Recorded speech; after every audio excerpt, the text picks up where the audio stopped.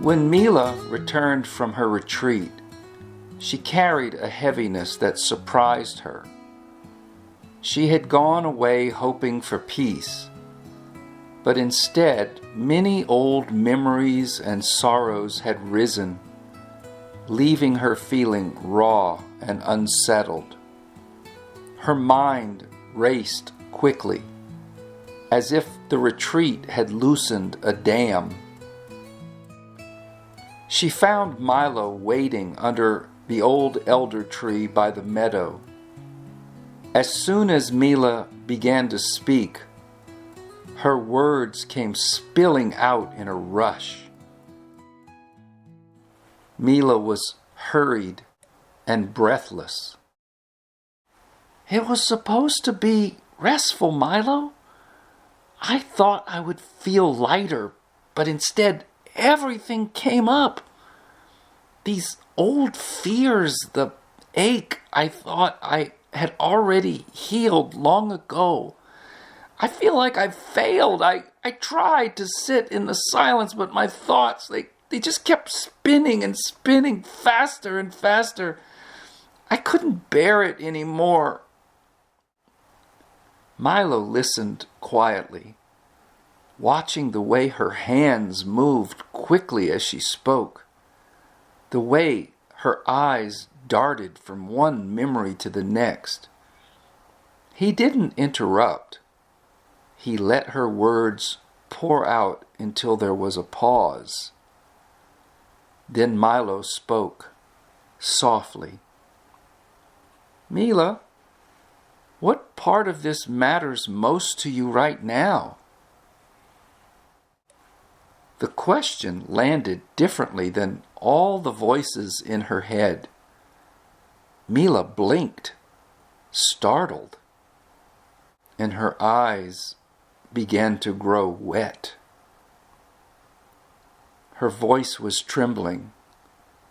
"Well, it matters because I wanted to find peace, but instead I found more pain.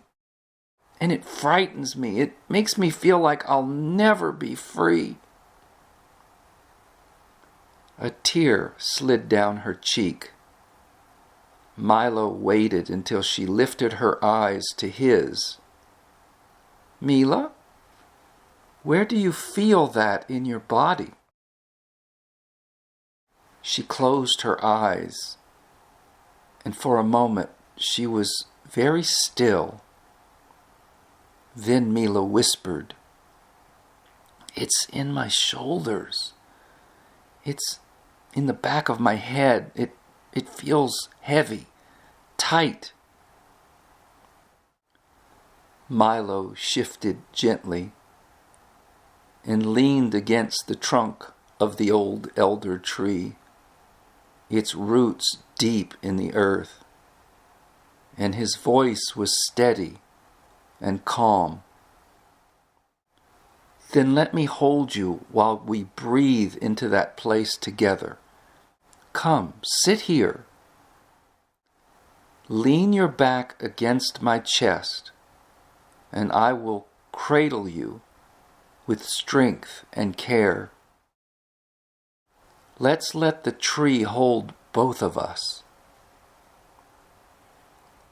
Mila hesitated, then slowly leaned back, resting against Milo's chest. And he wrapped his arms lightly around her, not clutching, only holding, like the branches of the elder tree curving in shelter. And together they breathed. Let's do 5 breaths into the heaviness. With each one, let the tightness soften. And so, they inhaled slowly and deeply together,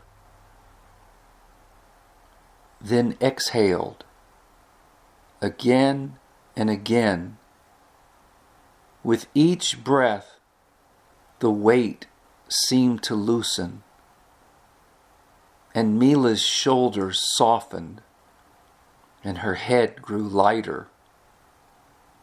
A small sob escaped, and then it dissolved with a sigh. When the 5 breaths were complete, they sat in the silence. The meadow was quiet except for the wind in the branches. Then Mila spoke softly. "Milo, I don't think I've ever felt this before. Safe, or held, or supported. No one has ever cared for me through something like this." Milo lowered his head, his voice a whisper against the stillness. Then he said, "This is presence, Mila. It doesn't need to fix you. It only needs to hold you. The pain came so you could see it. And when you saw it, it began to dissolve. That's the way of the emptying path."